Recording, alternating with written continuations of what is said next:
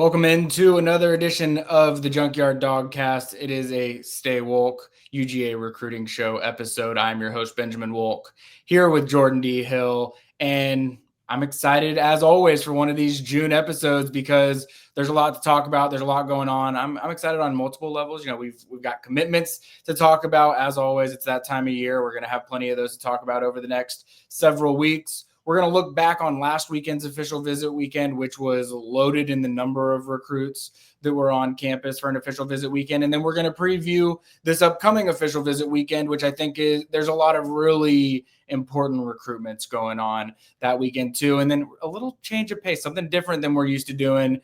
We've got 30 minutes one-on-one interview with U.S. Open qualifier and Georgia golf commit Mason Howell. As you're listening to this, he's already out on the course at Oakmont Country Club. And so, you know, we're wishing Mason good luck as you're listening to this, but awesome interview with him and someone that pulled off really an unthinkable accomplishment in the golf world to qualify for the U.S. Open this year. We'll have around the country. We'll have arrow pointing up. We'll have predict a commit. It's a loaded show. Jordan, where do we even start here?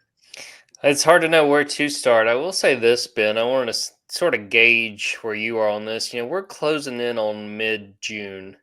I sort of feel like I'm at the point in the offseason where I'm like, okay, I can make it. Like, I can make it to the start of the season. And, you know, it's still a little ways away, but we're not far from getting to SEC Media Days. That's really the last sort of milestone. But I can feel it. Like, the season's almost here. Have you kind of reached that point yet in the offseason? Unfortunately, I don't think that I felt, because I feel like I feel like I'm in season right now, right? Like I feel like this is my these 4 weeks are my Super Bowl. So, you know, what I will say is not that people need to hear more about my LASIK surgery that's coming up, than I've already talked about it, but I've been using that as like a checkpoint for things that have been coming up. And then I've got like my post-ops and those types of things as well. And I was doing some calendaring earlier this week and I was like, man, SEC Media Days is right there. And then really, you know, a few, like a week hiatus or so. And then things are like pretty much all systems go after that when it comes to spring practices or fall practices, fall camp, getting into some of those early, you know, week 0 types of games. Like we're really not far away. And it's kind of crazy to think.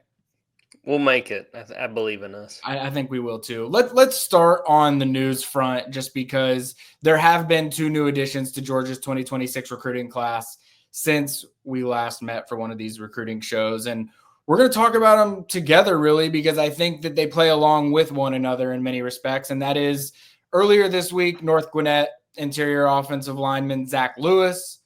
And then earlier today, as we're recording this, but on Wednesday afternoon, Carrollton, Georgia interior offensive lineman Zykie Helton. Interesting, really, because for the last couple of weeks, I've kind of been viewing them in sort of an either or situation where I thought, you know, Zykie visited for that May 30th weekend. All things were feeling pretty positive coming out of that weekend. But then going in to Zach Lewis's official visit this past weekend, things seem to be trending in the right direction with him too. So where I thought that one of these guys was going to be the center in Georgia's class, the more I've learned, they're really both being thought of as interior offensive linemen. We talked about this on the last episode as well, like Georgia leaning into Tate Ratledge and what he did with the Detroit Lions and how he didn't play a whole lot of center at Georgia, but he's already putting himself in position to be able to do that because of reps that he got while he was at Georgia.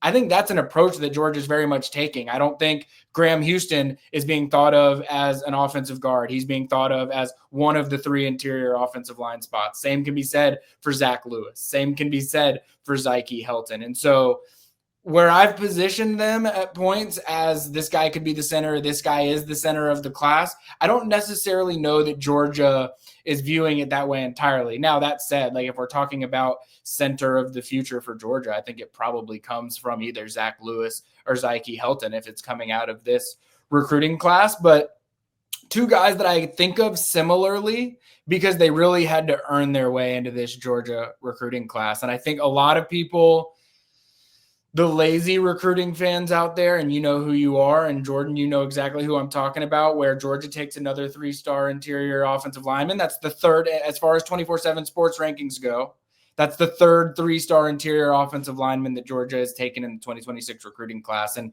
some people that's enough. That's all they got to see. 3-star offensive lineman, Stacey Searles slander commenced. Let's get into, doing the same boring, tired narratives that we've been doing all offseason long where anything slightly fits your opinion on things.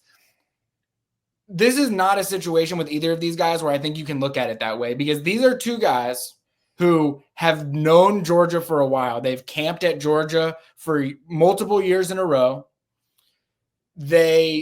Every time they've been at Georgia, the big knock with them, and we've talked about this as it relates to Zykie, and it 100% applies to Zach Lewis as well. And Zach Lewis was very open with me about it when he was talking about it. These are guys that were 245, 250 pounds just within the last year. And that is just not going to cut it as a Georgia offensive lineman. They know that. I've had conversations with both Zach and Zykie where they have acknowledged, 245, 250, you're not playing SEC offensive line. They got that. They understood that. But these are two guys who, if you turn on the film, they have great tape. When they've been in camp settings with Georgia coaches have been blown away by what they're able to do from a technical standpoint and, quite frankly, just from a strength and physicality standpoint for what their weight was at. Well, this past weekend, and it's been trending this way for a couple of weeks now throughout the spring, and I've heard numbers like this around Zykie Helton dating back to the last few months too. Zykie Helton was up to 290 pounds this weekend when he got to Georgia. Zach Lewis was up to 286 pounds this weekend when he got to Georgia. Now we're talking. That's a different conversation than 245, 250. And it's been a gradual process for both of them, and they've been for different reasons. Zach Lewis just took he took a while for his body to develop. He was a little bit of a late bloomer. Zykie Helton, his weight's been in flux for medical reasons and things like that over the last several years. And so he's been up and down and up and down. And now he's found a steady plateau up there at that 290 range. And look, I do not view Graham Houston and Zach Lewis and Zykie Helton as Georgia settling for interior offensive linemen. Now, there are still other, big guys they want to get. Brett Collier is someone that's coming on a visit this upcoming weekend on the interior offensive line. We've already talked about Desmond Green in the past as well. But I think that's something that's clear with both Zykie and Zach Lewis, as well as Graham Houston. Georgia wants to build its offensive line through in-state recruits. And sometimes that is going to require doing some evals, finding guys that are going to be late risers in the recruiting rankings. And Georgia feels like they are ahead of the rankings when it comes to Zach Lewis, when it comes to Zykie Helton, when it comes to Graham Houston. And quite frankly, when you get out and see these guys in person, you say that looks like a Georgia offensive line type of guy as well. So I think these are both good additions, and I think that it also lends to the philosophy that Georgia is taking on the offensive line. They're still going to take some swings at Malachi Lee and Ekene Boko, a guy that we're going to talk about here in a minute at offensive tackle, Chris Booker, a guy that they're trying to flip from Alabama at offensive tackle. But on that interior offensive line, I think they know that they trust their evals, and I think they also know that,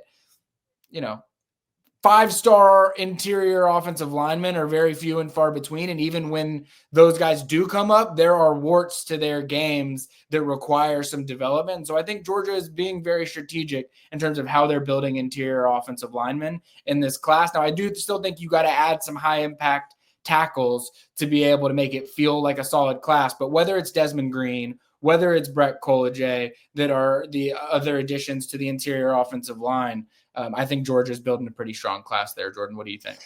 Yeah, I mean, you hit on something that I said on the board a few days ago when I guess we were probably talking about Zach Lewis, and someone was like, "Oh, another 3-star," and I basically said, that's what happened. Get used to that when you're recruiting interior offensive linemen. If you're recruiting centers, like you just said, there's not a ton of 4-star, 5-star interior offensive linemen. And, I thought you made a good point because it kind of got me thinking. We're talking about the weight they put on in the last year, both of these guys. We sort of lose sight of the fact sometimes that we're still talking about like 16, 17, 18-year-old kids. Their bodies develop differently. And obviously they are big guys to begin with, or they wouldn't be on Georgia's radar in the first place, but sometimes it takes a little bit longer for certain guys to put on weight or maintain weight. You talk about Zykie dealing with injuries and that affecting what his weight was at. So I think it's a situation. I understand the frustration, and I think there's still a lot of folks who aren't fully on board of the second era of the Stacey Searle, of Stacey Searles in Athens, and I think that he gets dinged sometimes unfairly, and you see it a lot in recruiting. But just for me, looking at both these guys, I think they make a ton of sense. I think they're guys that you can see coming to Georgia. We talk about offensive line all the time. That the guys who come to Georgia and immediately make an impact are few and far between. It's just such a high, you have a long way to go. You have a lot to learn to come and play SEC offensive line right away. And frankly, something probably has gone wrong if all of a sudden they have to turn to a true freshman. So I think these guys make a lot of sense. And, the caveat I'll throw out there, and I'll also say, when I say this, it could come back and could bite me. But to me, I'm not that much worried about like a 3-star interior offensive lineman. Now, if you're looking at the offensive tackles Georgia draws and they're guys that, aren't highly thought of and aren't among the top tackles, offensive tackles where I really look at, and you want to hit, you want to swing for the fences. You want to get some really talented offensive tackles. You can settle for a 3-star and understand this guy can develop, but I think offensive tackle is a really big need for Georgia in this 2026 cycle. You would like to see them go out and get a really good tackle prospect. And to me, that the tackle position is where I'm more concerned. If we're walking away looking at this and Georgia's got a couple of 3-stars, I would allow, fans to be a little bit like, okay, what do we have here? Unless we've got just a diamond in the rough, sometimes – you really want to make sure that you do your homework and really get some talented tackle prospects when it's all said and done. Definitely.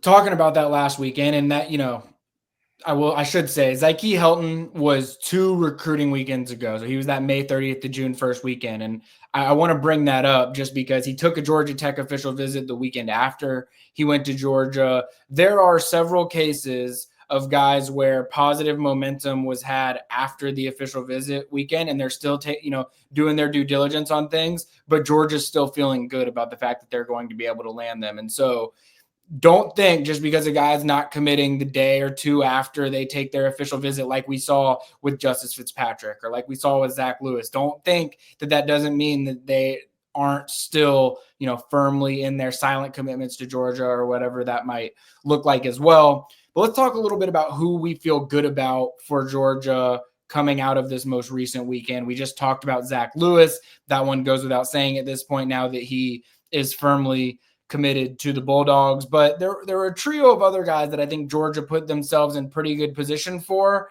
And then I'll list out some other guys that I think I want to keep watching how things are unfolding with them to see how it goes. But I'll start with Ekene Egboko. I think he's the highest rated offensive lineman that I feel like Georgia has a realistic shot of still landing. I know that there's other guys like Malachi Lee that are very, big time once by Georgia. And, even within the fan base, they've sort of elevated Malachi Lee up maybe to number 1 offensive lineman that they want. And I totally get that as well. But Ekene Egboko is the number 40 overall player in the country. He is someone that, though listed as an interior offensive lineman in the 24/7 sports database, I do think that Georgia's recruiting him as an offensive tackle. And I think when you hear 6'6", 83-inch wingspan, like it's kind of obvious to understand why he's being viewed as an offensive tackle at Georgia. We know the family ties that he has to Nnamdi Egboko, and we talked about that last week. I do think that Georgia has put itself in team to beat category here for Ekene Egboko. Ohio State and Notre Dame coming up. So can't, by any means say this thing's over, but someone where I feel like Georgia did itself a world of help over the weekend. The same should be said for PJ Dean, which another one, our family ties category from last week is sort of paying dividends. And I think we've seen it with Carter Lucky. We saw it with Justice Fitzpatrick. Like Georgia wants to lean on these. I will also say, I brought up last week, I said, when we were talking about Carter Lucky, have you ever covered any brothers before?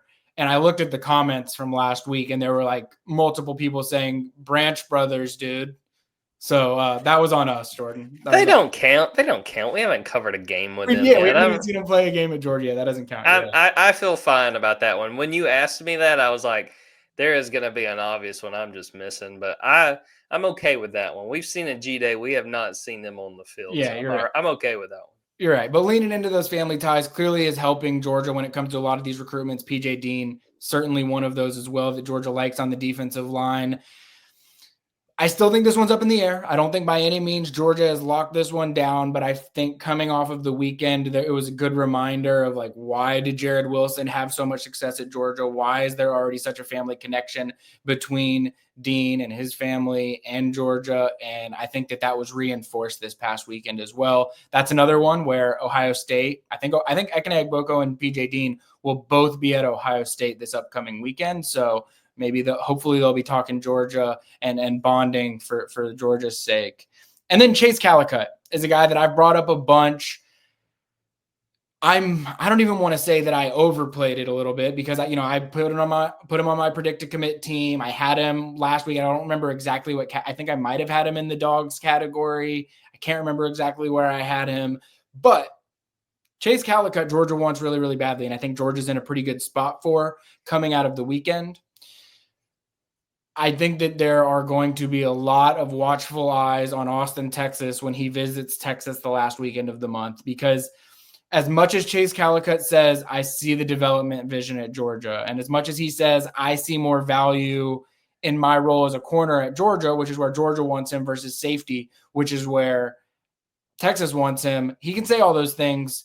It's still not easy to leave Texas and come to Georgia when Texas really, really wants you, and he's the type of player where Texas really, really wants you. And so I think that Georgia is in the driver's seat for Chase Calicut. And I would say the same for Ekene Egboko and PJ Dean. That's why I'm really singling those three out.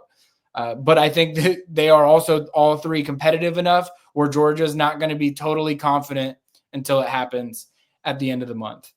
A couple other names that I wanted to mention out of that group.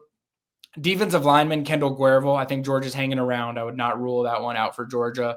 Tight end Braden Fogel is one that I think he really, really likes Georgia, and I think it's part of the Caden Prothrow conversation. You want to make sure that you get Caden Prothrow. Might you still take Braden Fogel? 100%, but I think that they want to get solidified with Caden Prothrow before they do anything else at tight end.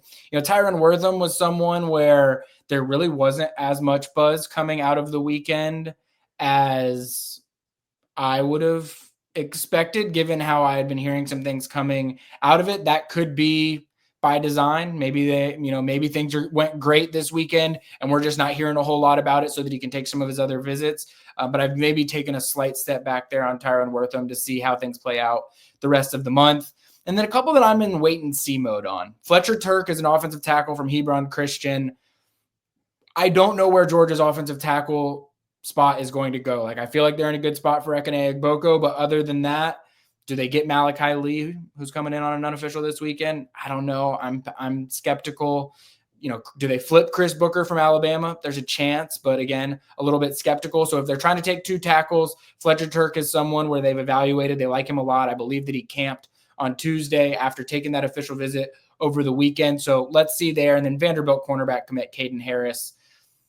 I think this plays into the, Chase Calicut, the Chauncey Cannon potentially, probably less likely. But I think that Georgia is trying to swing for the fences at corner. They've already got Justice Fitzpatrick. So if they can get Chase Calicut, they might be thrilled with Chase Calicut and Justice Fitzpatrick and then the rest of that safety class that they're really putting together. But those are the guys that were on campus that I'm feeling, I think that we gotta keep monitoring. Yeah, I think looking at that group, Kendall Gerville, like trying to figure out where they're going on defensive line, I feel like is still not all that clear to me, although PJ Dean factors into that. And, following that recruitment, I mean, it's been a while since I picked him when we did predict to commit. And at the time, we still had him as an offensive lineman. So it feels like following his recruitment, it feels like there's weeks when, just sort of checking in where things are. I've kind of gone back and forth on how confident I feel about that pick, but it seems like things are trending in an okay direction as far as Georgia goes. But like you said, Ohio State will be big. And I did want to ask you, I'm kind of putting you on the spot here, Ben. This is a time of year where we're also kind of paying attention to where Georgia targets, what they say coming out of other visits and what they, how they feel about their other options. Have you heard anything on the Kamari Brooks front? Just because that, to me, he's one of those guys. We're at the point in the summer where there's a lot of domino effect. There's a lot of guys making a decision, and if they pick your team, good. If not, it sets off dominoes for other guys.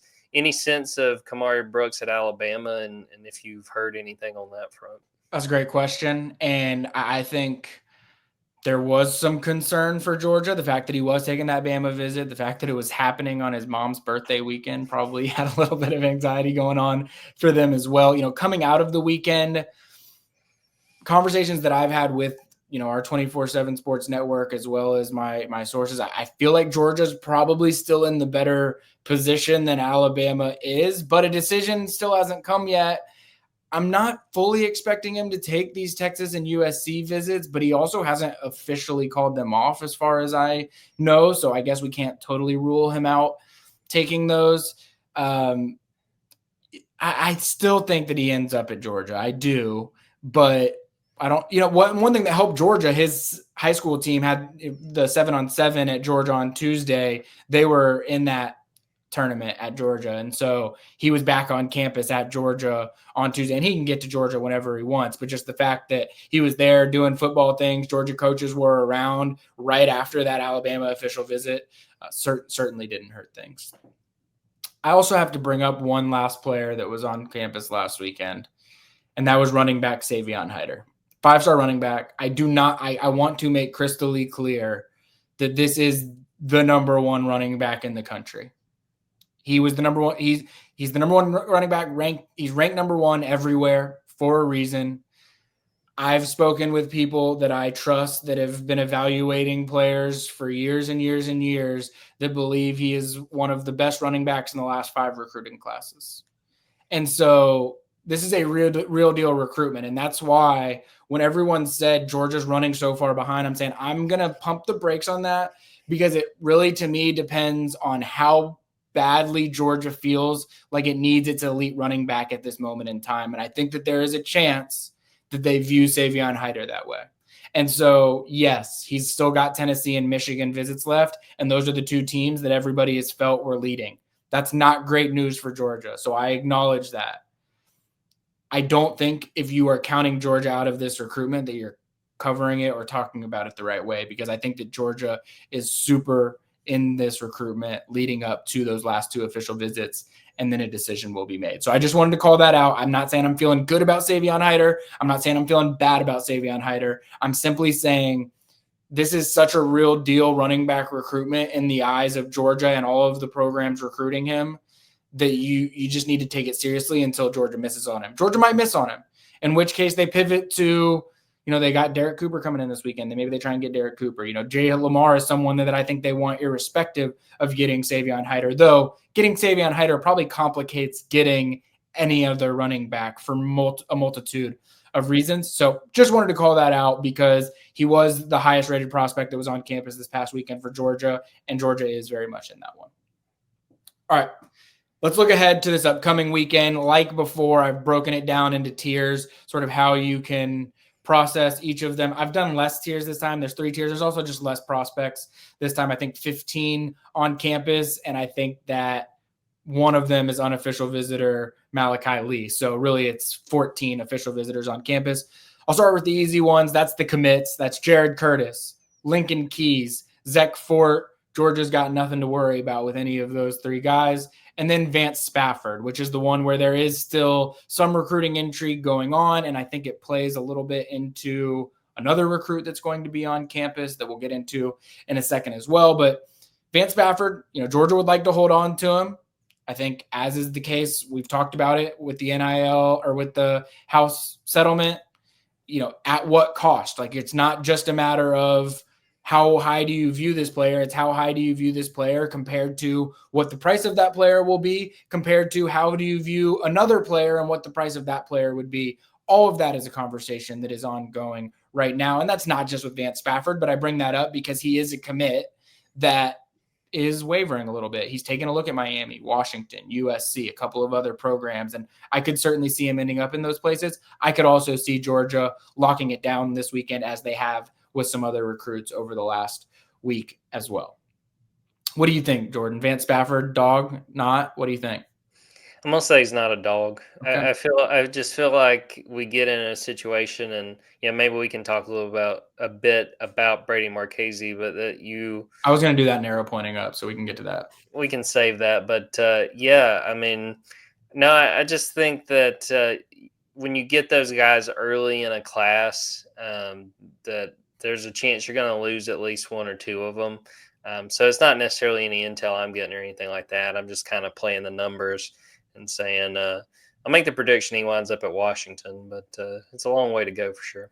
Well, and in full transparency, like I did the stick or flip article a couple of weeks ago at Dogs 24/7, where I was talking about, the commits where things are still up in the air. Where do I think they're going to go? And I had him in the flip category. I've gone back and forth in terms of what I think happens with Vance Spafford and where it plays out. But this is the weekend where we're going to find out. Like, I think we will have a Vance Spafford answer coming out of this weekend, one way or the other. All right. The next category, it's the biggest of the categories that we've got here today. I'm calling it the closing time category. And the reason I'm calling it that is because I think these are some big time recruits that Georgia's got on campus. And I think that there's going to be some very important NIL conversations that go on this weekend. I also think that these are recruitments that are getting super competitive with the other programs that are involved. So that's 5-star linebacker Tyler Atkinson.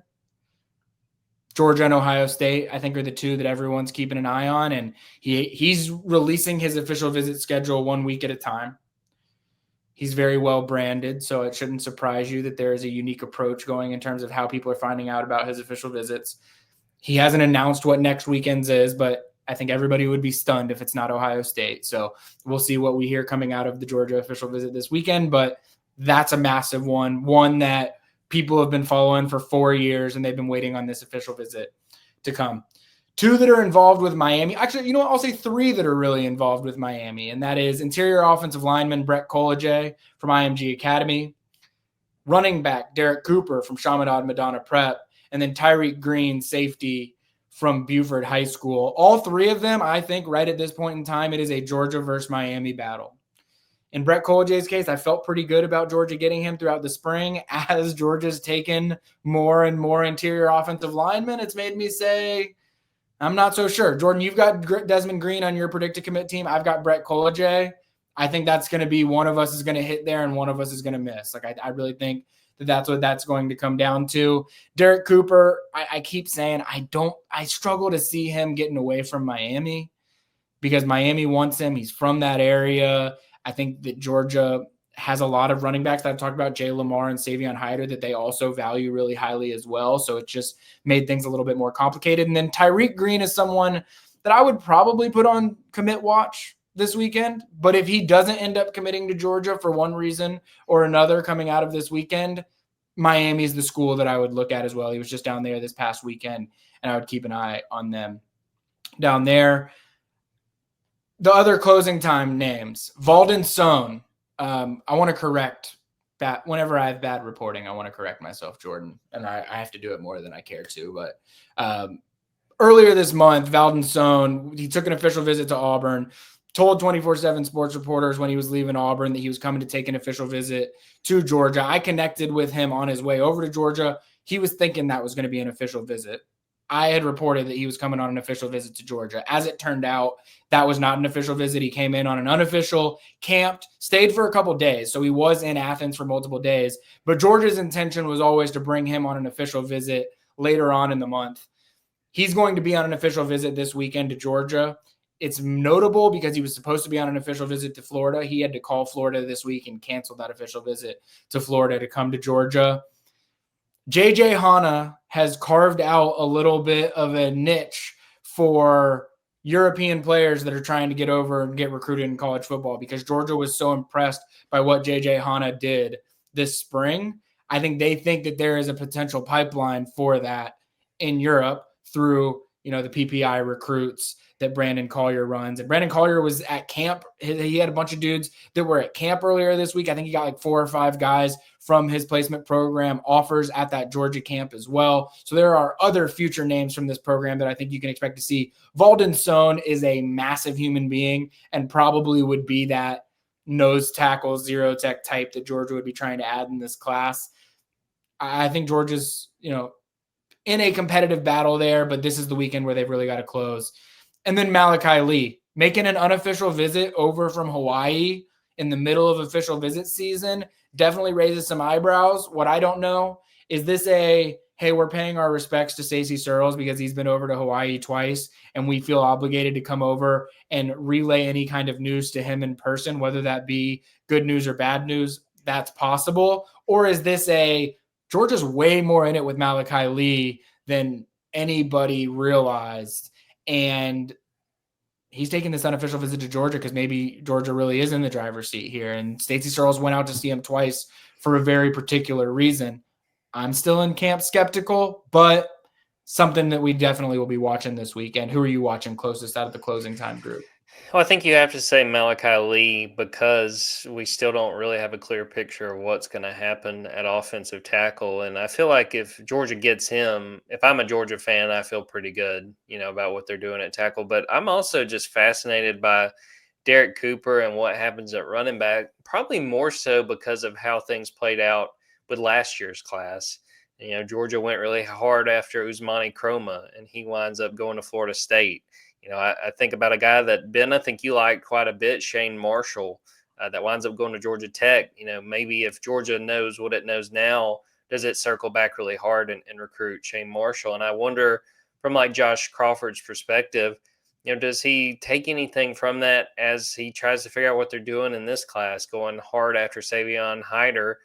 We all know, as you mentioned a few minutes ago, how many of the top teams in the country are going after him. Does that affect how Josh goes after Derek Cooper and Jay Lamar and even other options further on down the line? Offensive tackle, like I said, I think is the biggest thing, but I'm fascinated with just what they do at running back, because I think Georgia, I think they would admit that they were disappointed they only signed one running back in that 25 cycle. Do they take lessons from that and try to play it safe and try to secure one of these other guys, or they feel comfortable about where they are and saying, look, we're going to see how this thing plays out and do what we can to try to land the number one running back in the country? Yeah, no, I completely agree with that. The final category, catches your attention category. And this is an all-encompassing kind of a lazy category, if we're being honest here, Jordan, because they're all in here for various reasons. And so immediately what catches my eye is Terrius Favors. Terrius Favors is a cornerback / wide receiver that's currently committed to Boise State. At times, Tulane was a program that was very much in this thing. As we're recording this on Wednesday, he actually did a private workout with James Coley. So Georgia is taking a very detailed look at him.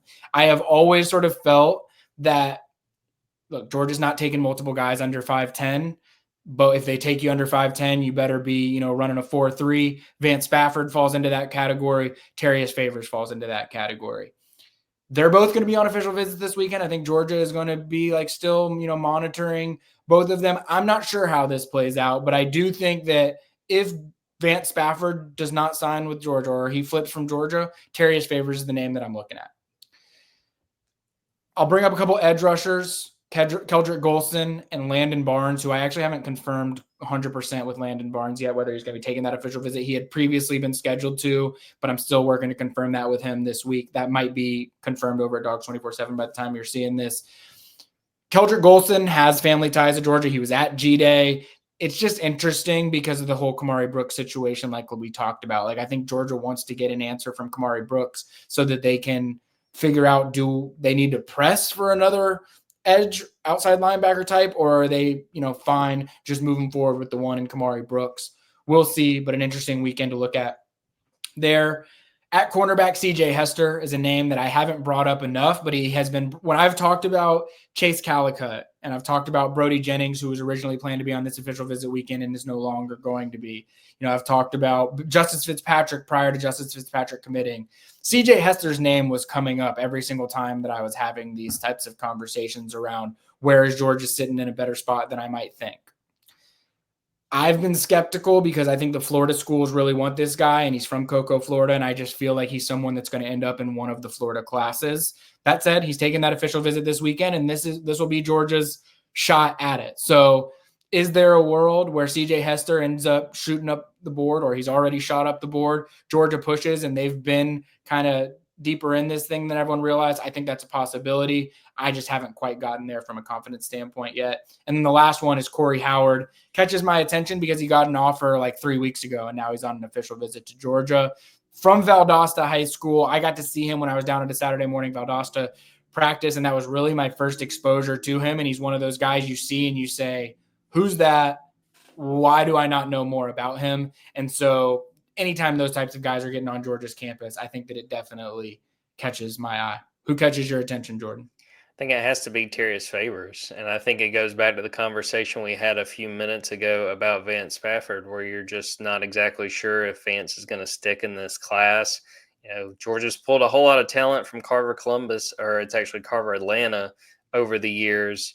And I think that, he like you said, he's not the biggest guy, but I think that there is some mutual interest there. And yeah, I think that there's a real chance when it's all said and done, he winds up in Georgia's class.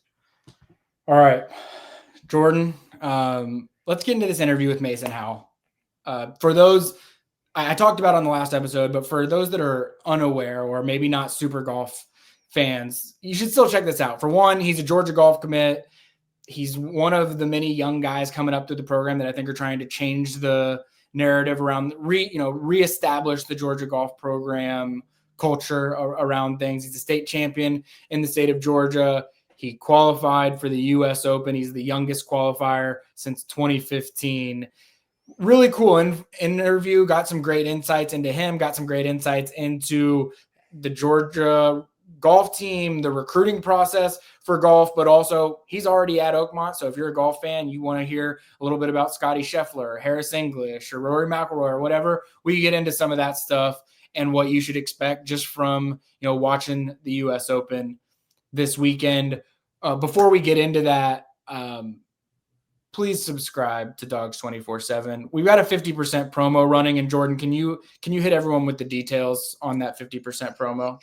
Yeah, 50% off. I believe it's going to be running through the rest of June. You guys really missed out on a 60% off sale, but we're really welcoming over at Dogs 24/7, so you can still get a year subscription 50% off. And if you don't want to do that deal, if you want to pay the full the full price for a membership, you will get Paramount Plus, which we've teased. We'll have some fun with that a little bit later on in the summer, so we hope that you'll do that as well. But no, it's a great time, and I think the biggest thing I think sometimes we lose sight of is that if you sign up now, you get a year subscription, and think about what that gets you. All of recruiting through this 2026 cycle, the entire football season, the entire basketball season, the entire baseball season. Olivia Sayer doing a fantastic job covering baseball for us. It's a great deal, and I'm a little biased, but I think we do a really good job, and hope you guys will join us on the Junkyard and join all the crazy things going on there. It keeps us entertained and keeps the folks coming back. That's for sure. Absolutely. Awesome. Great promo, Jordan. When we come back from this interview with Mason Howell, we'll have around the country arrow pointing up, predict a commit. But please enjoy this interview with Mason Howell because he was awesome.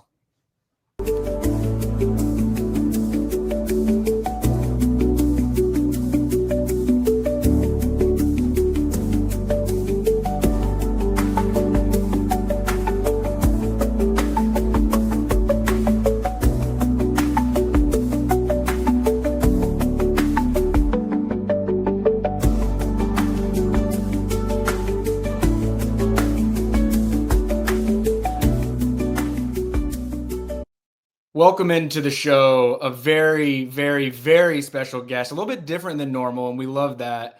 We've got top 10 in the American Junior Golf Association rankings. It is the youngest U.S. Open qualifier in a decade. Fresh off 263s at Piedmont Driving Club, already on the grounds at Oakmont in Pennsylvania for the 125th playing of the U.S. Open. It is UGA golf commit Mason Howell. You're the first person in the golf world that we've had on the show, Mason, and it's coming from a pretty cool place for you, I suppose. Yeah, no, this has been a really special week, and I'm honored to be on the show. First one representing the golf side of UGA athletics.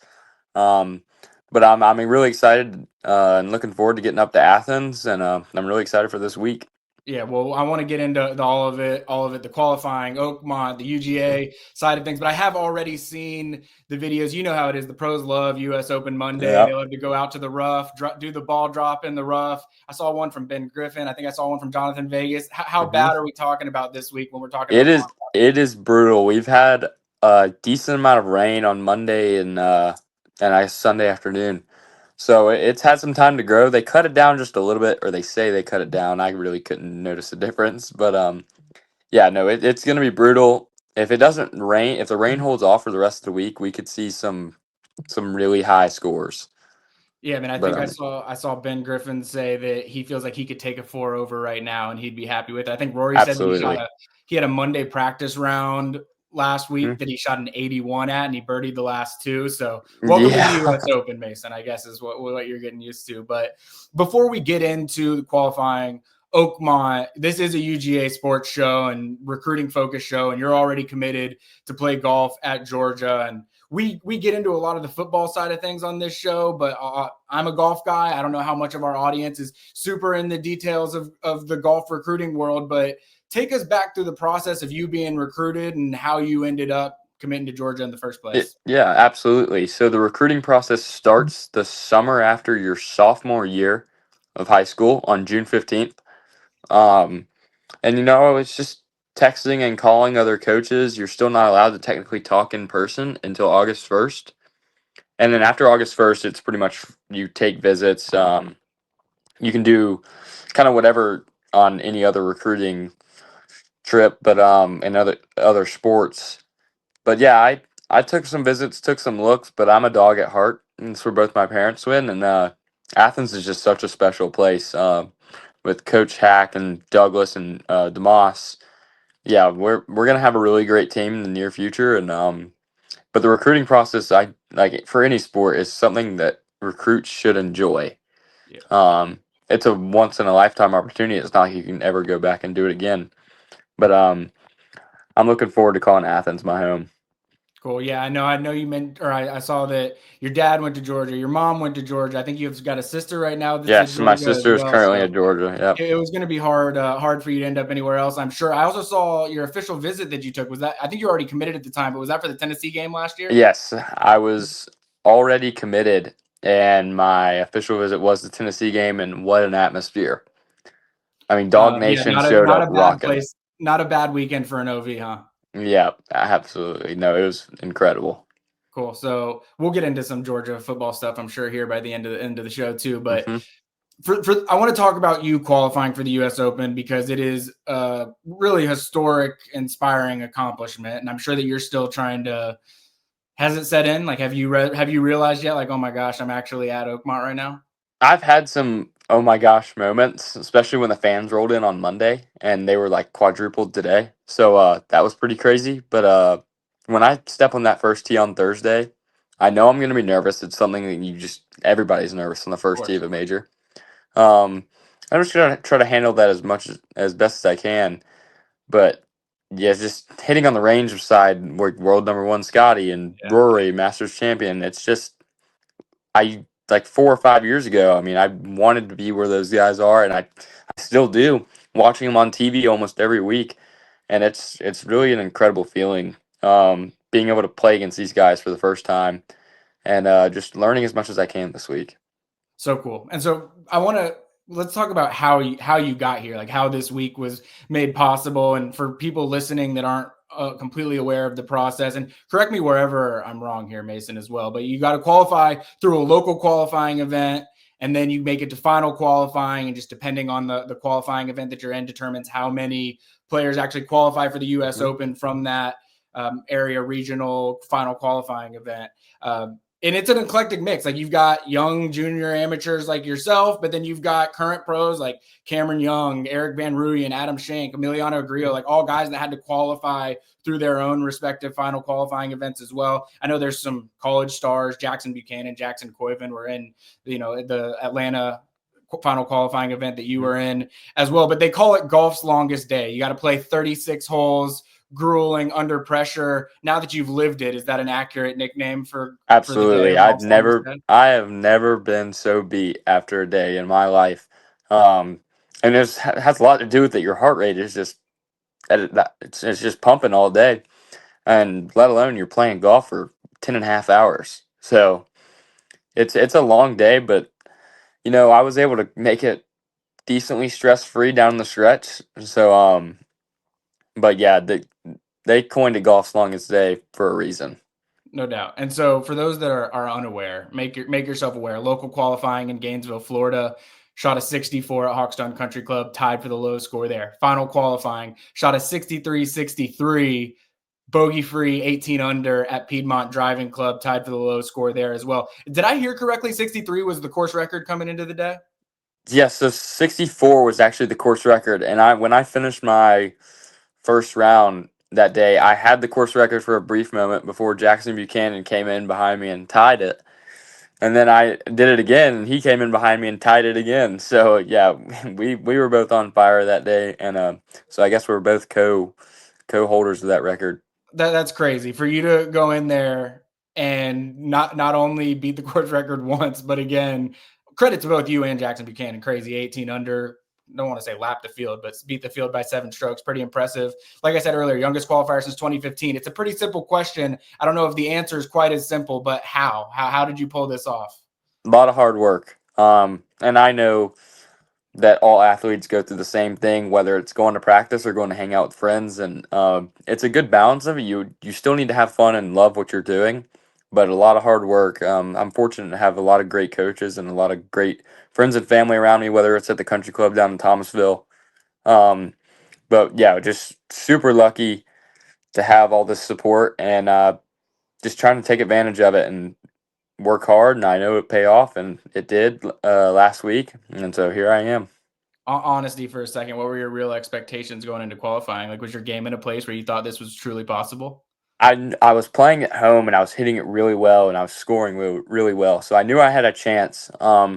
But I got off to a dream start. So when I finished that first 18, I was like, okay, let's go do it again. Let's keep our foot on the pedal. But yeah, I knew I had the game. It's just whether I could piece it all together in one day.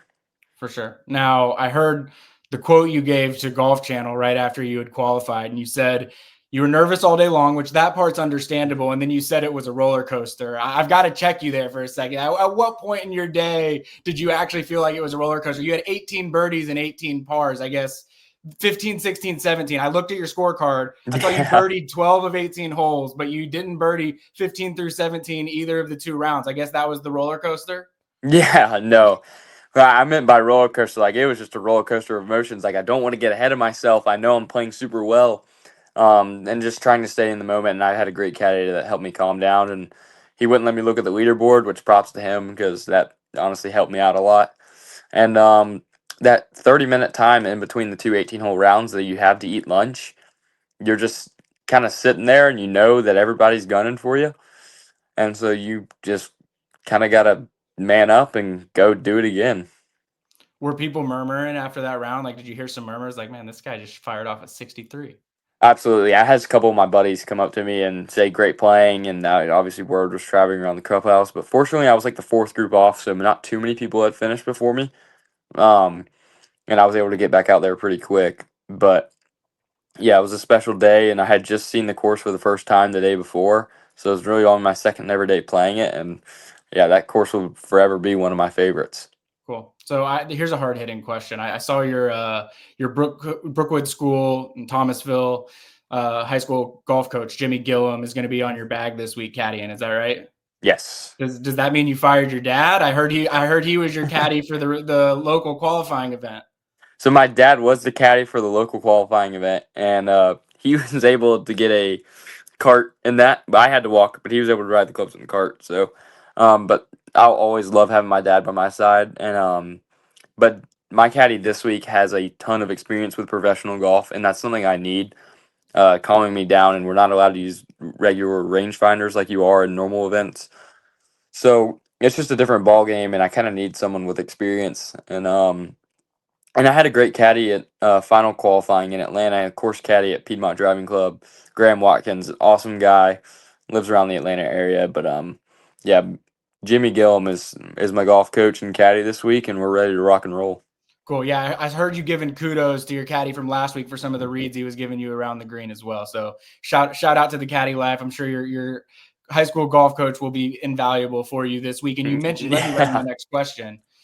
You're not able to use rangefinders. You gotta use these practice rounds a little bit differently. Like, what's the process y'all have gone through Monday and Tuesday as we're recording this, just to kind of prepare for what you can expect on the course? Fortunately, I have such a good caddy. He's been putting in so much prep work and writing down stuff in his yardage book and pacing things off. And so our yardage books are loaded with notes and things to keep in our minds. But there are plenty of sprinkler heads and anything around it just with a little yardage on. So it's just practicing stepping off, and it's not too hard. Just got to make sure you made it past like third grade math, and you'll be perfectly fine. But yeah. It's a little different, and it'll be a fun experience. Nothing I've ever done before, and yeah, it's one I just got to soak in. I'm gonna say that you weren't just telling your dad that he doesn't know how to do third grade math. Yeah, no, we might have to cut that part out. I'm just kidding. I'm just kidding. All right, so knowing all that, I know that you're not necessarily having to walk this one off as much, but what's the play on 8? Oh yeah, so I'm playing my second practice round tomorrow on the front 9, but the first time I played it, the pin was in the back, so it was 300 yards into the wind, and I hit a stinger 3-wood and just missed left in the bunker, but I was perfectly fine. I was able to get it up and down, but it was like a 40-yard runway, so you just got to hit something low that can maybe roll up, but 3 is a great score. You take 3 and you run onto the 9th tee. Yeah, for those that are unaware, I mean, this is a par 3 playing close. Is it playing at 300, close to 300? So to the middle of the green, it is 289. Okay. All right. Yeah, I'd probably be playing like 8 iron or something like that. Yeah. Also, a lot of stent meter talk this week. The U.S. Open golf nerds come out talking about the stent meter. I'm sure everyone's walking around the putting green. What's it rolling at today? What's it rolling at this week? So I think they're steadily rolling like 13s right now, which is, I guess this is Tuesday afternoon. So tomorrow, Wednesday, they'll probably be up to 14s, and I think that's about as fast as they can get them because downhill, they are lightning quick. Downhill, they're rolling probably 16s, which is insane. But uphill, they're manageable. So if you keep the ball below the hole all week, you'll be in great shape. But these greens just have a lot of slope to them. So they say the rough's the teeth of the golf course, but you got to be careful on these greens too. I saw a video. I wish I could remember who it was, but you might have seen it already. It was someone putting from like 122 out on hole 1. Yeah. This video. Yeah, that was I can't Zach Blair. I think Zach Blair. That's who it was. Yeah. Yeah, that is absolutely. I mean, you could. I don't think I'd be trying that, but he's got it down. Yeah, I mean, but yeah, you can definitely do that. The fairways are rolling like really good greens, so it's crazy. That's crazy. All right, so I know you got a chance to play some practice rounds already. I'd heard that you were maybe going to be playing with Harris English and Sepp Straka, a couple of other dogs. Did that end up happening? Yeah. So on Monday, I played with Harris English and Will Chandler, who qualified at the same side as me. 2 former dogs, so we heard a lot of good dogs out there on the golf course. And then today, Tuesday, I played with Harris, and so got 2 rounds in with Harris. And Sepp and I tried to make it work this week. He's actually staying next door to me, so we've been talking a bunch. But we just kind of have a different schedule with our tee time set up later this week. But I've seen him around, and all of the dogs here have been so supportive and made it a point to stop and say congrats and say hey. And yeah, it's a dog family. There's so many out here, and they're all super nice. So definitely a club I want to be a part of when I'm older. Cool. What's the Wednesday practice round plan? Yeah, so I'm gonna go out. I'm playing I think at 9:40, so not too early. Get to sleep in a little bit, and I'm gonna go play the front 9. I'll probably get there pretty early, get some range work in, get some putts in, play the front nine, eat some lunch, probably come back to the house, and then maybe go back later that afternoon for one final tune-up before the big day on Thursday. Cool. So when y'all are playing like on Monday, when it's you, Harris, and Will, do y'all compete in those, or are y'all just kind of playing, doing your own thing? How does that We're work? kind of doing our own thing and relax, and I'm able to pick at their brains a little bit because obviously they've had a little bit more experience than I have. And Harris is such a great mentor. He's been really kind to me all week, sharing mental thoughts and helping me and my caddy out plot our way around these golf courses. And yeah, it's relaxed. We're not really playing against each other, but yeah, it's a lot of fun, and love hearing the Go Dogs out on the golf course. How much UGA talk's going on between the three of y'all when y'all are out there? Yeah, no, they're really interested in what the future of UGA golf looks like, and we've got some really good recruits coming up, and Drew Woolworth and Hamilton Coleman in my class, and one of my best friends from back home, JD Colbreth, who's a rising freshman now. So the team's looking strong in the future, and then we had some football talk. We talked about the schedule next year. Looking forward to attending some of those games in Athens. But yeah, For sure. Now oh, sorry, I didn't mean to cut you off there. No, you're good. You and JD, you guys won a state championship, right? Where y'all were tied for low medalists in the state championship as well? Yeah, so in 2024, we tied for low medals and went into a playoff where he got me.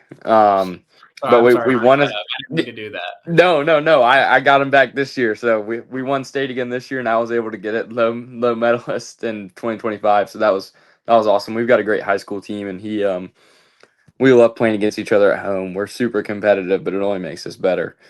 And he's really looking forward to getting up to Athens. I'm gonna have a year without him down home before I can get up there and join him.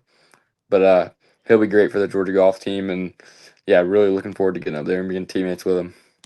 Now that you've gotten to play some practice rounds on the front and the back, like what's your favorite hole? Or I guess maybe I should ask it this way: for those of us that are gonna be watching at home, like what's the hole that we should all be dialed in on to see how things are going down?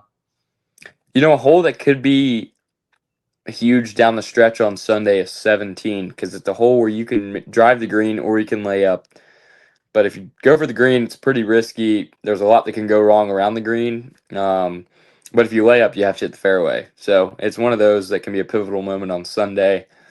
But in terms of fun holes to watch, obviously hole 8. People want to see the carnage on a 285-yard par 3. So is that the hole that everyone's dreading the most this week?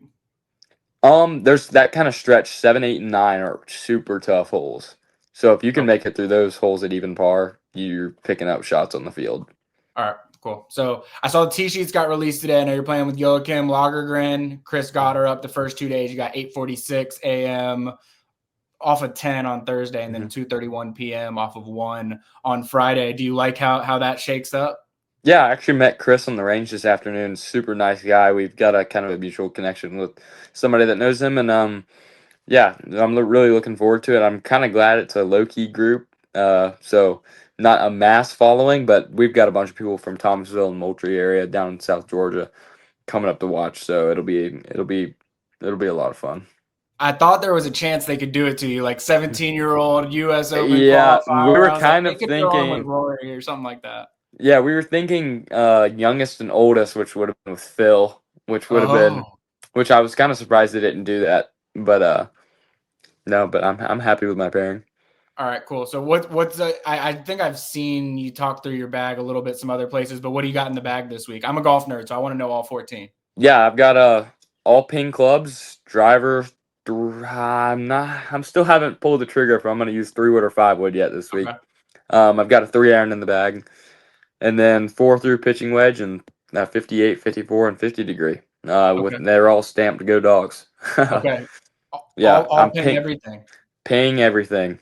Okay. Actually, quick sidebar on that, because I know it's always been a little bit different, like in the golf world, than some other sports when it comes to like partnerships and sponsorships and what you're able to do there.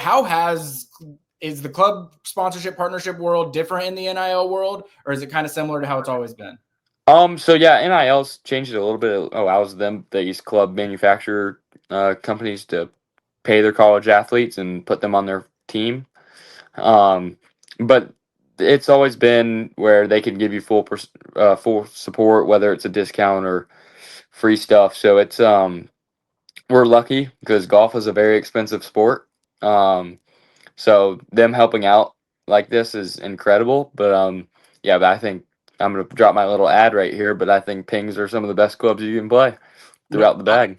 I was gonna give you the opportunity to go full promo here for a second. I'm assuming Yeah, are you gonna be rocking more than just ping logos this week? Like I'm assuming yeah. some I'll other have ads. Fire away. The floor is yeah. yours. Hype them all up. Yeah, no, so I'll obviously be wearing a ping hat all week, and I'll have all the ping head covers in my bag, and my bag is ping. I have Thomasville National Bank on my shirt, local bank down in Thomasville, and super supportive. A lot of them are, a lot of people that work there are members of the country club, and have always been super supportive. And actually, a company that my uncle works for, based in Kentucky, Feed the Party, and which will be cool to have on the shirt. It's kind of a gourmet meat business that does seafood and like exotic meat deliveries, like whether it's like a great steak that you could find at a great steakhouse to like parties, catering, so like a good tailgate. It's yeah. There's my little promo. No, I love that. Feed the party. I'm gonna check it out right after this. That's Yeah, perfect. feed the party. All right, I've got some rapid fire questions, so you don't have to go too in depth, but I just sort of want to go through them and get your quick hitter responses on them. So, who's the most surprising text or congratulations that you got after qualifying? Yeah. Honestly, it was the text from Harrison Sepp asking to play a practice round, which was really special.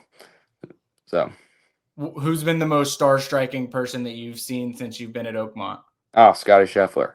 Walking Scotty. past him in the hallways, he just carries this like aura with him. That's the number one player in the world. So it's crazy. Did you I know you're not trying to like fan out while you're over there. You've got Mhm. business to do, but did you watch his range session or anything like that? I've seen him make a couple swings. I had a very quick conversation with his caddy, who's awesome, Ted Scott. Yeah, it seems great. But no, these guys are also locked in. They're saving the little side chatter for later. But yeah, no, it's definitely a crazy experience walking past my idols in the locker room like that. I bet. What's the most reliable club in your bag? Putter, 100%. Putter is one of my favorite clubs in the bag. It's been hot through local qualifying and final qualifying, and I needed to be hot here if I want to play well. If you've got like a club into a green, you're hitting a shot into a green, what's the club you want to have in your hand? Yeah. I really like hitting like a nice, like full 9-iron. That's always been like one of my favorite clubs. Cool. I saw you shot a 59 at age 14 at your home course. Glenarvan, is that right? Yes, Glenarvan down in Thomasville. Is that your career low, or have you topped that? That is my career low. So I played from like a mixture of the men's season, the tips at my home course, and I've sniffed it from the tips a couple times now. But yeah, that's the low score I've shot, and it was an unreal day. Like everything was just going my way. I've shot a 59 before, but I only played 9. So, all right. So, favorite Georgia football player of all time? Oh my goodness, I'm gonna jump on the Stetson Bennett bandwagon. That guy did so much for the football team. I know people will go back like the Staffords, the AJ Greens, but like Stetson Bennett, I guess I'm the younger guy. I got to watch him pull home 2 chips. I don't care what talent he had around him, he got it done. I'm in 100% agreement with you. What's your favorite Georgia football game that you've ever been to? Oh, see, I went to Notre Dame in 2019. Oh, that was a good one. But I went to the Georgia-Ohio State playoff game. Got to be the in Mercedes-Benz. By far, one of the greatest football games or the greatest football game I've ever attended. And obviously, the Dogs came up on top because just one little duck hook field goal. Yeah, I don't know that. I think everybody. In fact, Georgia just got an offensive line commit earlier this week, Zachary Lewis, and I was asking him what's your. He grew up a Georgia fan. Asked him what his favorite game was. He said Ohio State Peach Bowl, and it's like if you were in the building for that game, how it was unreal, and like the air was sucked out of all the Georgia fans early in that game, but the way we charged back and put ourselves back in it, it's the Kirby way.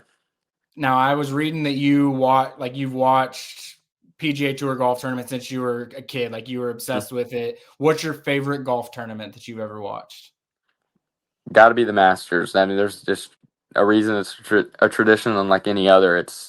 But in person, I've been to the Masters once, but haven't watched a turnaround.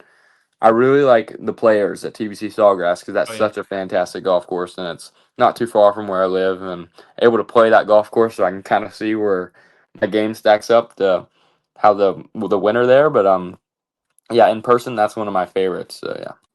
Is there a specific Masters or specific players that you like look back on and you're like, man, that was a great event? Honestly, this year's Masters wasn't crazy because I've always looked up to Rory McIlroy, and to see him finally get the career Grand Slam done was unreal. But Tigers in 2019 really, when he won the Masters in 2019, really proved to me how great he really was. Yep, for sure. All right. Let's finish here. And like I said to you before we hopped on, like as this interview is actually going out to the masses, you're going to be teeing off on Thursday morning. You've already shocked the world just by being here. But how are you kind of setting expectations for yourself this week? Like, I'm sure that's a difficult thing to balance. I want to take it one step at a time, but obviously the first goal is to make the weekend. And I just see where that takes me, whether that's low am or being in contention on Sunday. I mean, with this golf course being so hard, you never know. But I definitely want to be low am so I can be there at the trophy presentation on Sunday. Do you know how many amateurs are in it? There are 15 amateurs. 15? Okay. All right. And so just, again, for the people that aren't like super, in depth on the US Open, I think it's playing 7,500 this week. Is that about right? Yep. 7,500 par 70. Did I see that the course ratings is 78.5? I'm sure I'm shocked if it's not higher. For people that don't know, that basically means it's impossible to play. People like, me or anybody normal listening to this, like we're not even allowed to sniff Oakmont Country Club this week because it's such a difficult course. What do you think is a reasonable score for you in the first two rounds? I mean, if you finish a couple over each round, if you're 4 over after 2 rounds, you will comfortably make the cut. Okay. We which got is that. crazy. Yeah, let's do it. We got that. All right. Well, I know I'm going to be rooting for you this week. I know Georgia fans are going to be rooting for you. I'm sure anyone listening, really anybody that just likes a good, fun, inspiring sports story, they're going to be rooting for you this week. So thank you for coming on in the middle of what I'm sure is a super busy week for you. Only rule, if you win the U.S. Open, you got to come back on next week because everyone in the world's going to want to talk to you, but we got to find a way to get you back on if you win. Absolutely. Let's do it. All right. Awesome. Well, thanks again, man. And good luck this week. Thank you so much. Go Dogs. All right, Jordan, you probably felt me fanning out a little bit there. I get, golf. I get in my golf element. I wanted to get into the weeds of things. I probably kept him longer than I should have for a guy that's preparing for the U.S. Open this week. But what'd you think of Mason? Seems like the future's bright for Georgia golf. No doubt about it, and yeah, I think it was pretty obvious you were excited, and but I mean, asked some really interesting things. I thought it was just interesting, even the specifics of what he'll have in his bag, and what he goes with, and I thought he was really good. I was sort of interested watching that interview. That's still a young guy. I have to imagine he's not done a ton of interviews, but I thought he seemed pretty comfortable.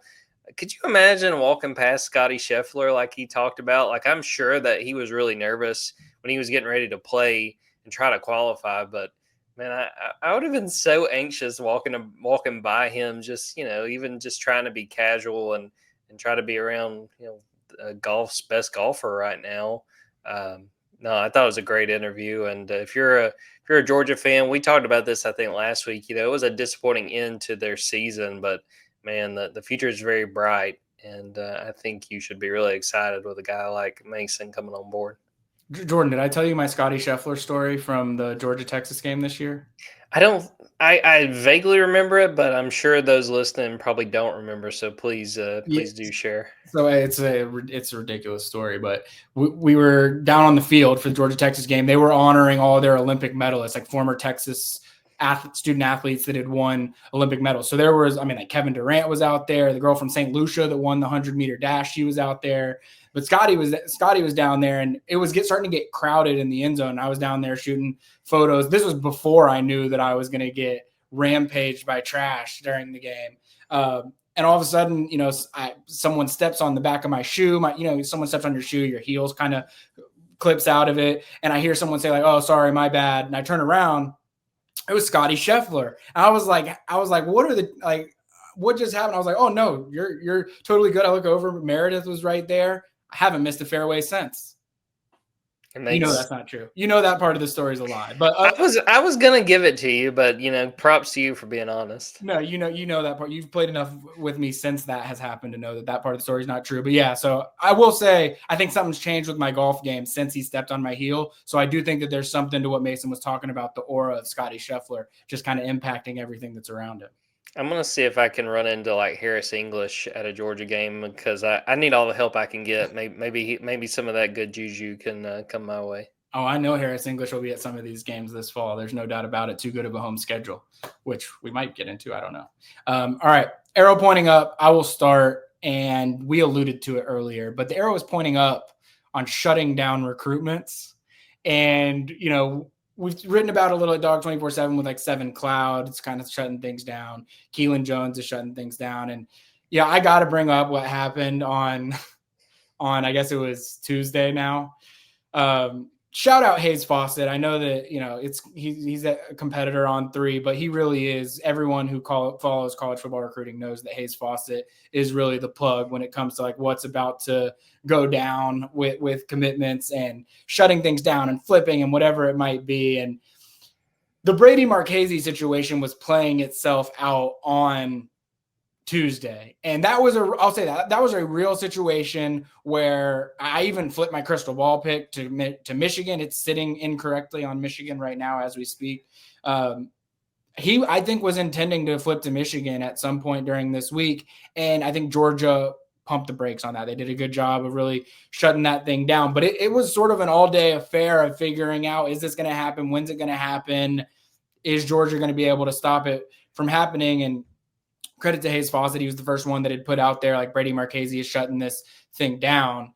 And then right after that, Justice Fitzpatrick has one that comes out that he's shutting things down. And then Jordan Smith has one that says that he's shutting things down. I thought Jordan Smith had shut his thing down before he'd ever even started getting recruited. It seemed so sound to Georgia. I know that there was some talk. Is Justice Fitzpatrick going to go to Georgia? Is he going to go to Ohio State? Might he take a visit there? Did something get weird? Look, we live in a new era of college football. I don't need to explain to people how negotiation tactics work and what goes on with all of these things. But yes, that's part of it. It might not sit right with you, live with it. It's just the way of the world. But Georgia got 3 big recruitments shut down. So you count 7 Cloud, Justice Fitzpatrick, Jordan Smith, Brady Marchese, and Zach Fort dating back to a couple months ago. Those are the players that have come out and publicly made the statement that they have shut their recruitments down. So we'll see, if that holds. But I would say good news yesterday, because there could have been some kind of bad news on Tuesday, and it ended up being all good. I'd like to believe that some of those other guys saw Brady's post go up and they were like, well, I want to do that too. Now, I don't know that happened. There was probably some coordination. But, yeah, shout out Hayes, like you said. I think any good team writer, any recruiting writer, we got his notifications on because usually something's happening and he'll probably have the graphic involved with it. The other arrow pointing up that I've got is just the House versus NCAA settlement fallout. We don't need to get too deep into it on this because we've talked about the House versus NCAA settlement, I think probably more than just about anybody in the recruiting space, other than probably Ross Dellinger and Brandon Marcello and the people that are actually having to, be in the trenches on these things on a daily basis. But it finally got set. It finally got approved. It happened on Friday night, of course, as we knew that it would. It happened in the middle of the night on a Friday. And we've now seen people start to react. Oh, well, this means this. This means that. I just want to make crystal clear. Georgia has been operating in the House versus NCAA settlement approval world since the beginning of the 2026 recruiting cycle. So I keep hearing people say, like, what does this mean for deals getting changed? Like, whatever. It doesn't change a whole lot. Now, what we saw with Justice Fitzpatrick and Brady Marchese and Jordan Smith might have been somewhat related to that, in that they just wanted to finalize their financial deals with whatever they had, settled with Georgia or whoever else was recruiting them. But just everything that we've talked about this cycle and how we've covered this cycle has been operating under the fact that the House NCAA settlement was going to get approved. Now it officially has. So as far as I'm concerned, if you've been reading Dogs 24/7, if you've been following us on this recruiting show. There's really nothing new. We've been talking about this settlement as if it was going to happen and as if everything that Georgia's been doing this recruiting cycle is going to be retroactively applied to how they've been approaching everything. So I know people want to have opinions. I know it now feels much more real to people because there was a news headline that says it's been approved by Judge Claudia Wilkin. It's been going this way for months and months, and we've been talking about it that way. So, just know Georgia knew that this was coming and everything. And I think most other programs do too. Now, what happens? Enforcement, what third-party deals get approved versus rejected. That's all going to be fascinating to watch and see how it unfolds. As we sit here today, we really don't know the answer to that yet. And the thing to watch is if there's further litigation. I saw some talk on Wednesday about a suit regarding Title IX. We'll see what happens there. But thought it was really interesting. I think it was a few days after the settlement was approved. Josh Brooks put out sort of a bulletin talking about the future, and he talked about that Georgia's going to fund that $20.5 million.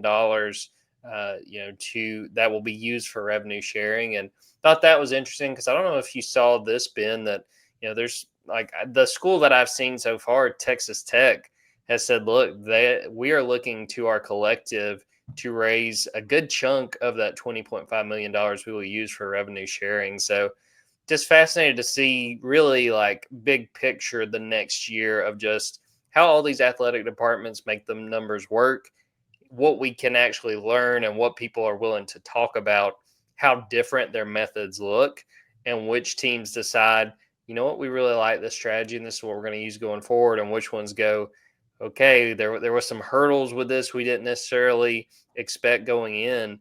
We're going to learn a lot, and just fascinating to see how it all plays out. And I've charged myself with figuring out over the next week or so, like, how is this going to look in the Georgia world with the collective, with a potential in-house NIL agency? Like, different programs are taking different approaches, and I don't know 100% how that, like, organizationally, how that's going to look for Georgia yet. And that's something I'm still trying to work and learn, and I'll relay that to the Dogs 24/7 faithful whenever I learn that. Jordan, what you got? All right, I got 3 for arrow pointing up. We're going to start with the football one and kickoff times. I got this graphic from the Georgia football Twitter account. The SEC announced some of the TV windows randomly at like 2 p.m. on Wednesday. Shout out to Auburn Undercover's Nathan King, who texted me and was like, hey, I don't know if you know this is going on, but the SEC is announcing these times. And I was like, I did not. So I flipped that over there. The new times that we know, Georgia versus Alabama at home, 7:30 p.m. ABC. The following week, home game against Kentucky, noon Eastern time. The Auburn game on the road will be at night. We don't have a time for that. Flex for Ole Miss, flex for Texas, at Mississippi State, 12 p.m. Eastern time. So that'll be an 11 a.m. local kick.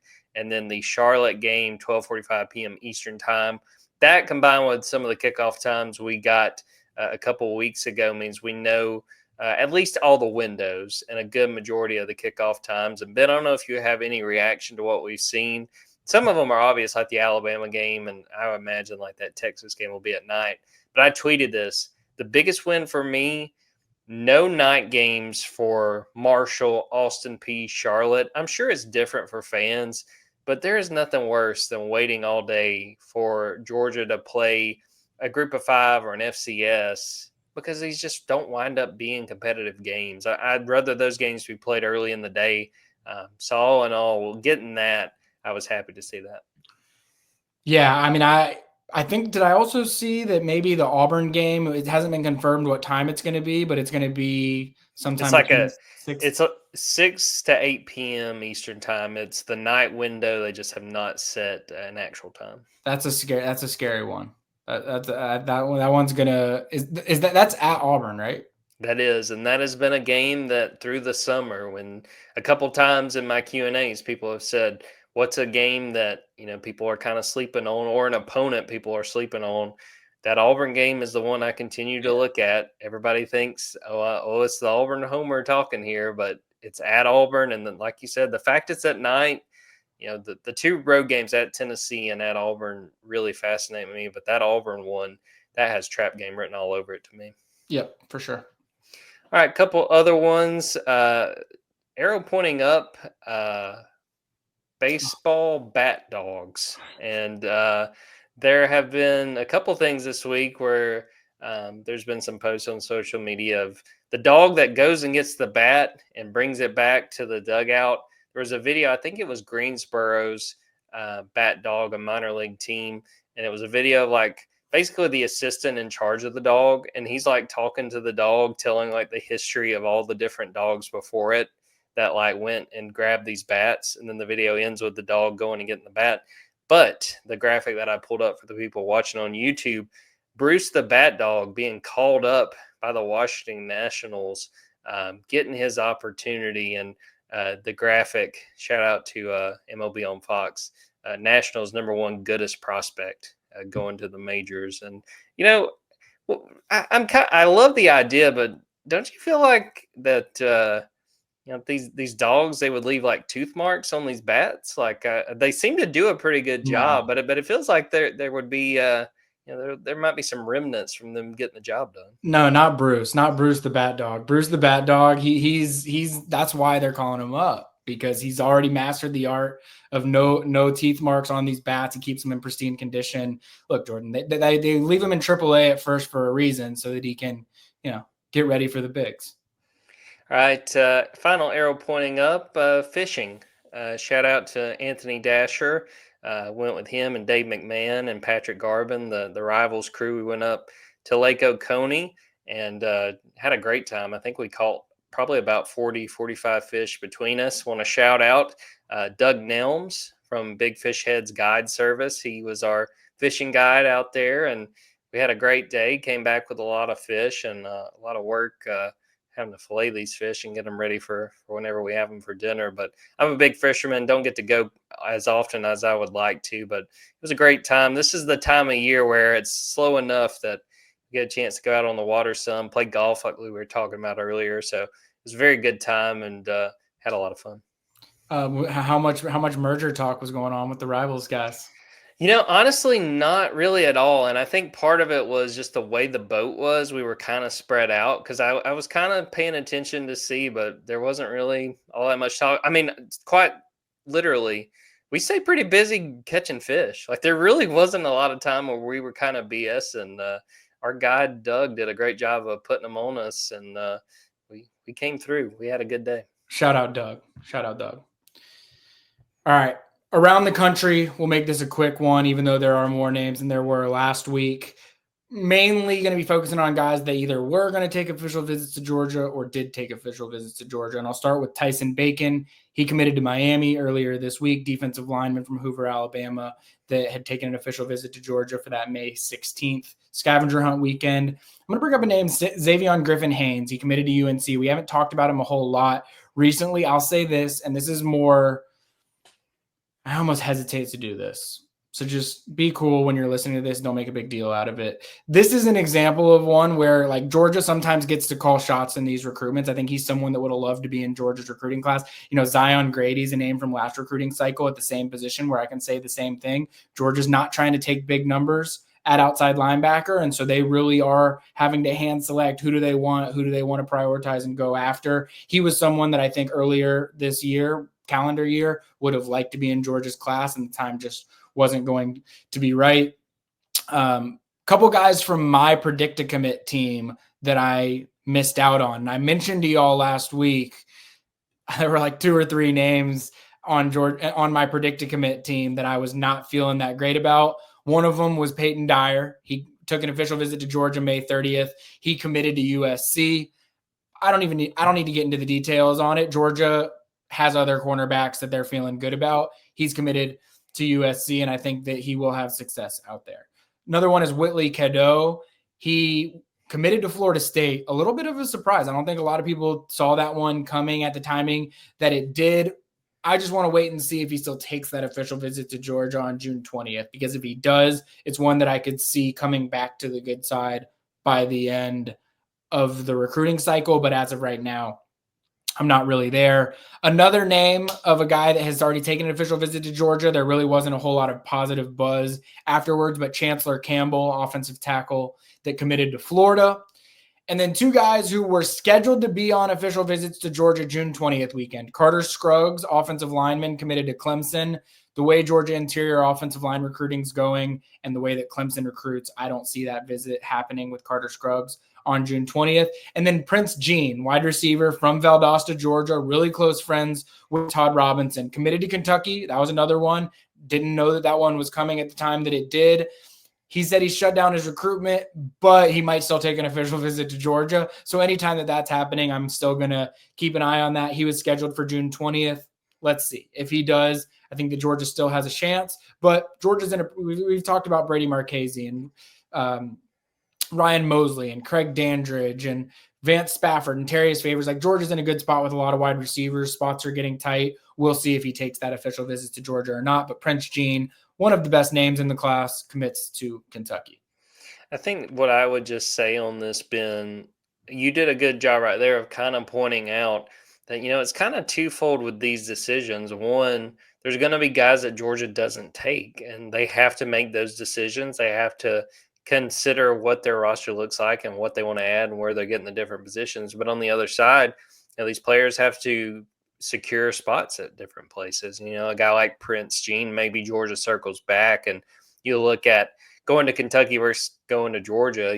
If it happens that way, maybe Georgia does have a chance. But Prince Jean, you can't keep waiting. Like, if you're a prospect, like, you have to find somewhere that wants you and wants to make sure that there's a spot for you. So it's always twofold. I always bring up, my dad doesn't follow recruiting a ton, but it's like during the season, he'll text me and be like, well, this team has 13 guys from Georgia. I can't believe these guys didn't go to Georgia. And I'm always just like, they may not have had a spot at Georgia. Like, that's just how recruiting goes sometimes. And but the thing too with some of the guys that you mentioned there, and some of the predicted commits. Look, we didn't say predict a first commit.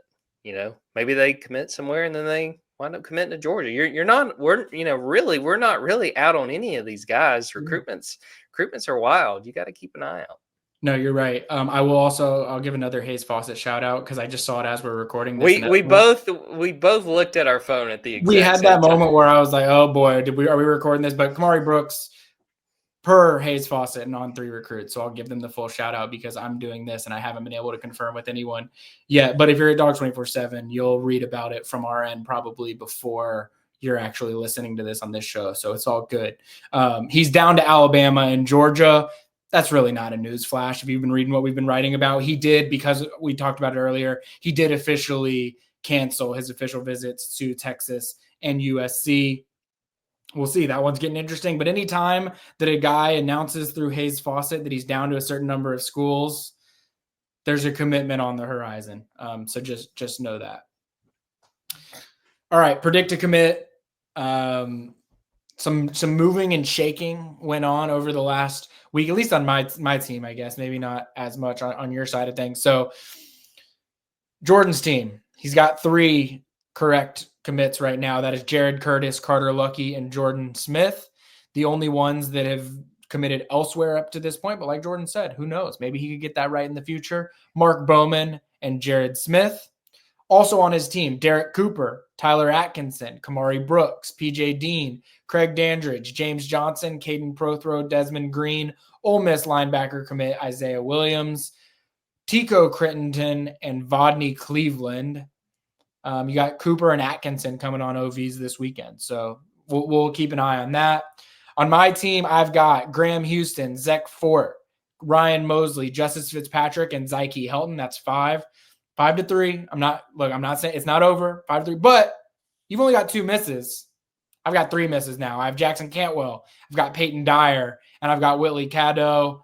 I'll say Peyton Dyer was right at one point in time. I'm just going to say that. We'll leave it at that. But I that one's not going to sit right with me. Still, there's more on my team that I'm not feeling great about at this point in time. But I've also got running back Jay Lamar, offensive lineman Malcolm Gaston, safety Tyreek Green, offensive lineman Ekene Egboko, offensive lineman Brett Kolajay, defensive lineman Ernest Rankins, Alabama offensive line commit Chris Booker, and defensive back Chase Calicut. I've got Tyreek Green and Brett Kolajay coming on OVs this weekend. We're just doing one predicted commit today, Jordan. I will let you go first. What a nice guy. Because I'll be honest, I was terrified if you went first because I was like, there's one guy I feel pretty good about. And besides that, I just don't know where I'm going to go. I've got two, so we'll see. And a reminder for those listening, we are only selecting predicted commits from the list of prospects that are on Georgia's official visits, or I'll even say unofficial visits too. If you want Malachi Lee, you can have Malachi Lee. On Georgia's official visit this weekend, June 13th to 15th. So it is a smaller sample size of recruits that we're picking from here. And I will pull this up real quick. And I've got my selection, but just for the fun of it while I'm pulling this up, who do you think I'm going to take? I've already got my selection. If you say a name, I promise I am not going to pivot. I know who I'm taking. I think you're going to take Valdon Sohn. You are incorrect. Okay. That is not who I was going to take. I'm going to take Terrius Favors. I just have a feeling it kind of goes back to that conversation we had about Vance Spafford, that I just think ultimately he's not going to be part of this class. And I think you got a guy with this kind of talent and him just kind of hanging around. This might be one that we don't really know one way or the other for a while, because we do need to see that recruitment play out. But like I mentioned earlier, Carver, Atlanta, 5'10", 160. And I'm just always interested when Georgia starts looking at guys that, are, play both ways and have that potential. And, even if they are really eyeing him as a wide receiver, I don't know. I got a feeling. I felt like it was kind of tough. And yeah, I mean, you named the two guys that I was kind of thinking about. But when you gave me the first pick, I was like, I got to go get Favors because he's the one that I feel the best about among our options this week. Well, I'll admit I gave you the first pick because I was between Terrius Favors and Valdon Sohn, and I didn't want to have to make the decision. I was at peace knowing that there were really only two that I felt comfortable putting in there. Though Malachi Lee, there's maybe an interesting conversation to have around that one. I don't know yet. But I knew I would be at peace. If Terrius Favors ends up in Georgia's class and Valdon Sohn doesn't, I can just chalk it up to I gave Jordan the first pick, and I will never know which direction that I was going to go with the first pick. But I will take Valdon Sohn. Look, this is a guy that left an Auburn official visit, immediately came to Georgia for an unofficial, camped at Georgia, hung around for multiple days, rescheduled an official visit with Georgia for this upcoming weekend and canceled it with Florida, all while having to be back and forth between Sweden, which is where he's from, during his offseason. And so there's a lot going on. And for him to work Georgia into his schedule twice in 2 weeks for multiple days, both times, and for him to have to call another coaching staff that he had a good relationship with and say, hey, I'm not going to be able to make it because I'm going to Georgia instead, that signals really good news for Georgia. And he fits that prototype of 315, 320. He could probably bulk into that zero tech nose tackle type. And we've said multiple times, like, who is that guy for Georgia in this class? It's been hard to figure out, like, who is that going to be? Even Kendall Guerville, who I think Georgia is sneakily in the mix for more than we think. Like, he's even probably that 3-tech guy that could shade inside to 1 or 0 at times when he needs to. Valdon Sohn, I think, he is a big, big dude. Everyone that I've talked to that has seen this guy, and I saw him down in San Antonio for the All-American Bowl, but everyone that I've talked to that's seen him in the last couple of weeks has just been like, that is a large, large human being. Georgia tends to have quite a bit of success with that type. Yeah, it was between Sohn and Favors for me, and I think ultimately why I didn't pick him, I feel like the last 2 or 3 predicted commits, I'm just like pulling defensive linemen and just hoping somebody hits. But no, I think he makes a lot of sense. And yeah, I mean, it makes sense with JJ Hand, what they got with him to maybe try to develop a pipeline sort of and go that international route. But like you said, he checks a lot of boxes and we still have a lot of questions about the defensive line. You could get this nose tackle type and get him in and get him some time to learn the ropes. I think that there's a lot of potential with him. No doubt. Well, Jordan and I are set to have a lot of hits and misses over the next 2 weeks. It's going to be busy time. We might go, I had, 3, I guess, hit just in the last week and a half, basically. So it's going to be that time of year. And I've had 2 miss just in the last 4 days. So it's that time of year. These types of things are going to be happening in doses. Another great show. Thank you to everyone who listened. Thank you to Mason Howell for joining us. It should be said, he joined us for 30 minutes on Tuesday night after his practice round, ahead of playing in his first ever major golf tournament. Certainly didn't need to. Also a testament, I will say, I don't have the pull to be able to get him an interview with him like that. He's just such a big Georgia football fan that he's done interviews with news stations and a lot of places that maybe don't know golf and sports as much. And I think he just was down to want to talk a little football, talk a little golf, kind of just, have some fun. So appreciate him. And hopefully he's firing off a bunch of birdies as you're listening to this as well. As always, please subscribe to Dogs 24/7. We have that 50% promo running right now. So please go check that out. You don't want to miss it before it's too late. Like and subscribe to the YouTube channel. Leave a 5-star review at Apple Podcast and Spotify if you are so inclined. Give us 5 stars, though. That's the only thing that I ask. We'll be back next week. I'm not going to be wearing these, Jordan. This is going to be my last God willing. This is going to be the last episode where I'm wearing these. So I'm going to be getting LASIK surgery on Friday. So let's just be clear for the people listening. Ben is pointing to his glasses. I just want the people who are only hearing audio, he is pointing to his glasses. Yeah, that's right. Yeah, I'm going to be getting LASIK. I'm not going to have these glasses anymore. If you're watching on YouTube, you know that. If you're listening on Apple Podcasts or Spotify, where most of you are actually listening from, good call out, Jordan. You're like, what in the hell is he pointing at right now? Could have gone a lot of different directions. But we'll be talking about this upcoming OV slate. We'll be talking about next weekend's. I'm sure, again, there will be news for us to break down coming out of it as well. Jordan, any parting thoughts before we head out for the episode? Fun episode. Glad we did it. I thought it was fun that we kind of mix it up, talk a little golf. I know that's something that you're passionate about and I enjoy as well. And I hope the folks enjoyed that. And also know we're going to talk plenty of recruiting and have more recruiting interviews going forward. And kind of a final zig to end it. Hey, rest in peace, Brian Wilson from the Beach Boys. Just absolute legend. We'll probably fire up some pet sounds and listen to that on Thursday night. But just want to shout that out. But no, another fun episode. Yeah, I'm gonna go throw on the Beach Boy record here right after this as well. All right, I'm your host, Benjamin Wolk, for Jordan Hill. We'll see y'all next week.